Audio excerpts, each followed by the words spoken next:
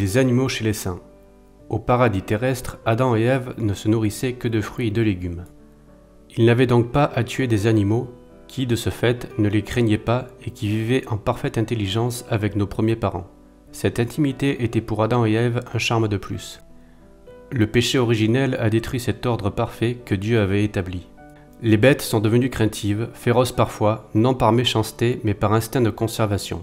Elles se méfient de l'homme, et avant-le, elles ont le plus souvent raison.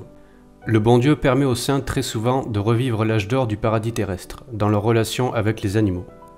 C'est ainsi que dans la vie d'un très grand nombre de saints, nous voyons ces derniers exposés à des bêtes féroces, affamés à dessein, et les animaux féroces, au lieu de dévorer la proie qui leur est exposée, venir se coucher aux pieds des martyrs, et loin de leur faire aucun mal, leur lécher les mains et les pieds. Il faut apprendre aux enfants à respecter toute créature de Dieu. En chacune, même les plus petites, apparaît un reflet de la puissance, de la sagesse et de la miséricordieuse bonté de Dieu, qu'ils apprennent à ne jamais leur faire aucun mal, à moins qu'ils ne soient obligés par la nécessité ou le besoin de se défendre. Il faut bien tuer des bêtes pour nourrir les hommes, Dieu le veut ainsi, mais il ne permet pas qu'on les martyrise. Les enfants innocents ont généralement de la sympathie pour les animaux, et c'est réciproque. J'ai souvent vu un chien de l'espèce des chiens-loups, féroce pour les malfaiteurs, protéger avec vigilance et presque tendresse le berceau d'un nouveau-né, et courir après des enfants de sa taille affolée, les pauvres, pour leur lécher affectueusement la figure, puis se mêler à leur jeu, attraper les balles au vol, retrouver des objets, ou même des enfants cachés dans les bois. Il faut encourager l'affection des enfants pour les animaux. Les enfants qui sont bons pour les bêtes ont toutes les chances en grandissant d'être bons pour les gens. Et le contraire a lieu. On raconte que Néron, enfant, s'amusait à arracher les ailes des mouches. Il devint plus tard le tyran que l'on connaît. Dieu, dans sa bonté, fait bénéficier les saints d'une partie des privilèges de l'âge d'or du paradis terrestre qui explique comment les animaux obéissaient à la voix de beaucoup d'entre les saints.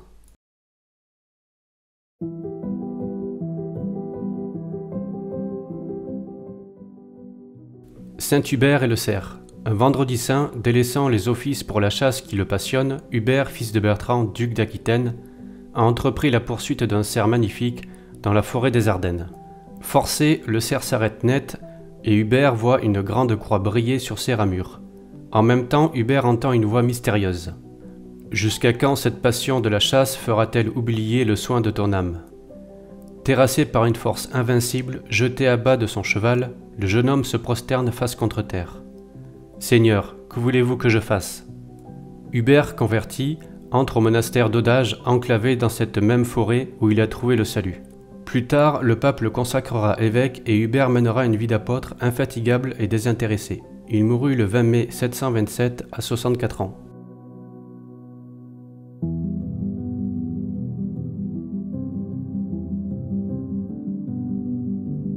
Saint Jean et sa perdrix.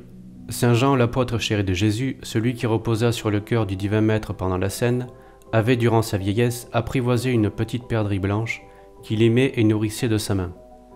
À ceux qui dans son entourage s'étonnaient de ce qu'un si grand génie s'amusât avec une si petite bête, il répondait « L'arc ne peut pas rester toujours tendu ». Nous apprenons par là que Dieu non seulement autorise mais encourage et bénit nos distractions légitimes, si humbles soient-elles.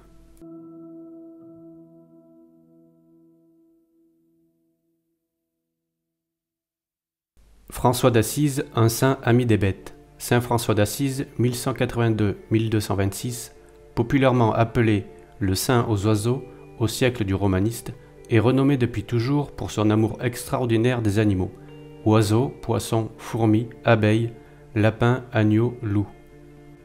Pourquoi les aimait-il? D'abord parce qu'ils sont créatures de Dieu. Il se plaisait à les appeler frères et sœurs, puisqu'ils ont pour origine le même Créateur. On dit qu'il avait une prédilection pour les animaux souffrants et pour ceux qui, comme les agneaux, lui rappelaient le Sauveur. L'amour de François pour les animaux est à situer dans le contexte de sa vie. Le petit pauvre d'Assise avait appris à s'émerveiller de tout au terme de sa découverte du Seigneur. Son fameux poème « Le Cantique des créatures » chante le Créateur de tous les êtres. Saint Bonaventure écrit à ce sujet. À force de remonter à l'origine première de toute chose, il avait conçu pour elles toutes une amitié débordante.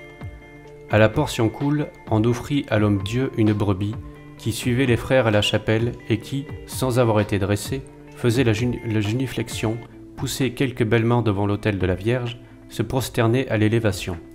François aimait l'œuvre divine, il en respectait toute créature. Un soir, il entendit chanter un rossignol. « Frère Léon, dit-il à son compagnon, veuillez alterner avec lui la divine louange. Moi, rivaliser avec un rossignol, j'ai trop vilaine voix. » C'est François qui chanta. Tard dans la nuit, à bout de souffle, il s'arrêta.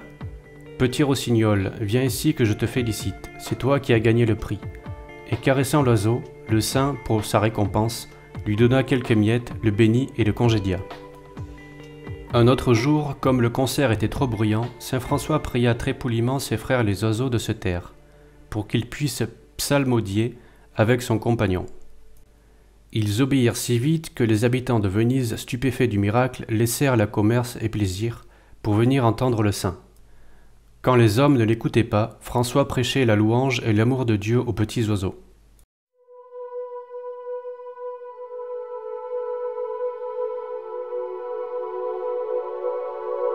Sainte Germaine de Pibrac et ses moutons. Germaine, enfant, est chargée de garder les moutons. Depuis l'aurore, elle est dans les prés, occupée à prier, les yeux fixés sur l'église. La cloche sonne la messe, alors Germaine n'y tient plus. Un grand désir l'entraîne vers l'autel. Le bon Dieu l'attire trop fort. Il faut qu'elle aille à lui. Mais que faire des moutons? Son bon ange, sans doute, lui souffle une idée.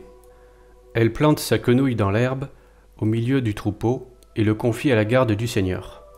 Or, les moutons se pressent autour de la quenouille de Germaine et ils ne bougent pas de là. Aussi, c'est presque chaque jour que l'enfant peut abandonner ses bêtes à la protection du Seigneur et assister à la Sainte Messe. Jamais il ne leur arrive le moindre mal, bien que les loups de la forêt voisine viennent souvent rôder autour d'elle.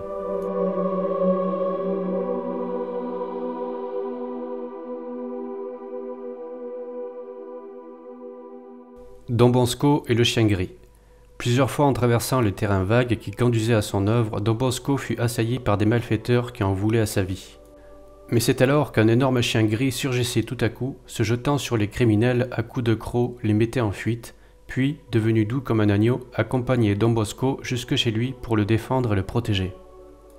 Pendant des années, ce chien mystérieux apparaissait chaque fois que danger menaçait Don Bosco, puis disparaissait de même, sans que nul pût savoir d'où il venait.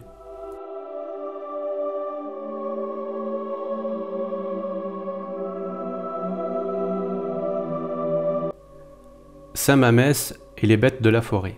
Saint Mamès, encore jeune, poursuivi à cause de sa foi chrétienne par un empereur romain, se réfugia sur une montagne élevée qui servait de retraite aux bêtes sauvages. Un ange vient lui apporter miraculeusement le livre des évangiles.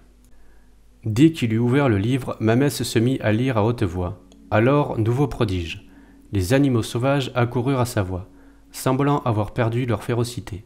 Chaque jour, le jeune apôtre eut pour auditeurs les lions et les ours, les agneaux et les brebis, il les voyait venir à sa voix, puis attendre de sa bouche le signal du départ. Mamès faisait sa nourriture du lait des brebis sauvages, celles-ci se laissaient traire avec la plus grande docilité. Le gouverneur ayant appris par l'administration publique que Mamès s'était réfugié dans les forêts, envoya ses gardes pour l'arrêter. Mamès prit alors le livre des évangiles et en lut des passages à haute voix. Aussitôt les bêtes de la forêt accoururent et firent un cercle autour de Mamès, et des gardes qui se mirent à trembler de peur. « Ne craignez rien, leur dit Mamès, et allez dire à votre maître que je serai devant lui avant vous. » Alors, d'un mot, Mamès congédia les bêtes féroces, et les gardes, heureux de s'en tirer à si bon compte, retournèrent auprès du gouverneur et lui racontaient ce qui venait de se passer. Lorsque Mamès apparut devant le gouverneur, celui-ci l'interrogea en ces termes. « C'est donc toi le célèbre magicien dont on parle tant, qui par ta magie apprivoise les bêtes de la forêt. Dis-moi le secret de ta magie, et sacrifie au Dieu comme l'ordonne l'empereur, sinon je te fais martyriser. » Mamès répondit, « Je ne suis pas magicien, et je n'agis pas par magie. Mais je suis chrétien, et le Christ agit par moi, et je ne le renierai jamais pour adorer vos idoles de terre. » Le gouverneur furieux ordonna au bourreau de fouetter Mamès avec des verges jusqu'à ce que sa chair volât en lambeaux, et de le reconduire ensuite à son cachot, où il ne tarderait sans doute pas à mourir.